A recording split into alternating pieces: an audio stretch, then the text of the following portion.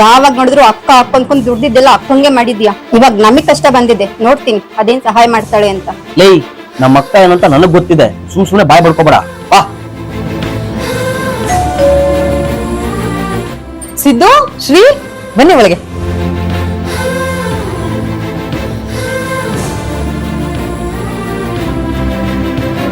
ಏನಾಯ್ತು ಸಿದ್ದು, ಇಬ್ರು ಸಡನ್ ಆಗಿ ಬಂದ್ಬಿಟ್ಟಿದ್ದೀರಾ? ಯಾವಾಗ್ಲೂ ಕಾಲ್ ಮಾಡ್ಕೊಂಡ್ ಬರ್ತಿದ್ದೆ, ಏನಾದ್ರೂ ಪ್ರಾಬ್ಲಮ್ ಆಗಿದ್ಯೇನೋ? ಅಕ್ಕ ಅದು ನಾನ್ ನಿಮ್ ಅಕ್ಕ ಕಣೋ, ಸಂಕೋಚ ಬಿಡ, ಅದೇನಾಯ್ತು ಅಂತ ಹೇಳು. ಅಕ್ಕ ನಿನಗ್ ಗೊತ್ತಿರೋ ಹಾಗೆ ಇವಾಗ ಸಿಲಿಂಡರ್ಗಳು ಎಲ್ಲೂ ಸಿಗ್ತಾ ಇಲ್ಲ, ಹಾಗಾಗಿ ಫುಟ್ಪಾತ್ ಮೇಲೆ ಇಟ್ಕೊಂಡಿರೋ ನಮ್ಮ ಹೋಟೆಲ್ ಕ್ಲೋಸ್ ಮಾಡ್ಬೇಕಾಯ್ತು. 15 ದಿನದಿಂದ ಹೋಟೆಲ್ ಕ್ಲೋಸ್ ಆಗೇ ಇದೆ ಅಕ್ಕ. ಬಡ್ಡಿಗೆ ದುಡ್ಡು ತಗೋ ಬಂದಿದ್ದೆ, ಇವಾಗ ಅದನ್ನ ತೀರಿಸಬೇಕಾಗಿದೆ ಅಕ್ಕ. 2 ಲಕ್ಷ ರೂಪಾಯಿ ಬೇಕಾಗಿತ್ತು. 2 ಲಕ್ಷನಾ? ಅಷ್ಟೊಂದು ದುಡ್ಡು ನನ್ನ ಹತ್ರ ಎಲ್ಲಿದ್ಯೋ?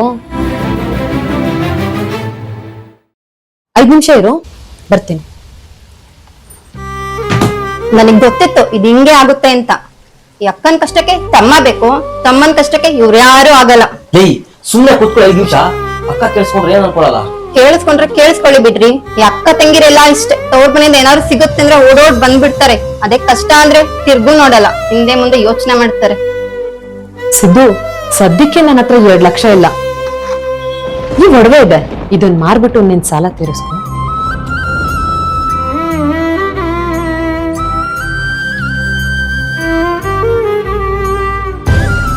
ಅಕ್ಕ ಅಂದ್ರೆ 2ನೇ ತಾಯಿ ಕಡೆ.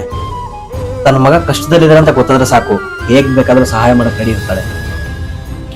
ನಮ್ಮ ಅಕ್ಕ ಕಣೆ, ಒಬ್ರಿಗೊಬ್ರು ಕಷ್ಟಕ್ಕಾಗ್ಲಿಲ್ಲ ಅಂತಂದ್ರೆ ಅಕ್ಕ ತಮ್ಮನ ಸಂಬಂಧಕ್ಕೆ ಏನೇ ಬೆಲೆ ಇದೆ. ನಿಮ್ಮ ಲೈಫಲ್ಲೂ ಇದೇ ರೀತಿ ಅಕ್ಕ ಇದ್ರೆ ಅವರಿಗೆ ಈ ವಿಡಿಯೋನ ಶೇರ್ ಮಾಡಿ.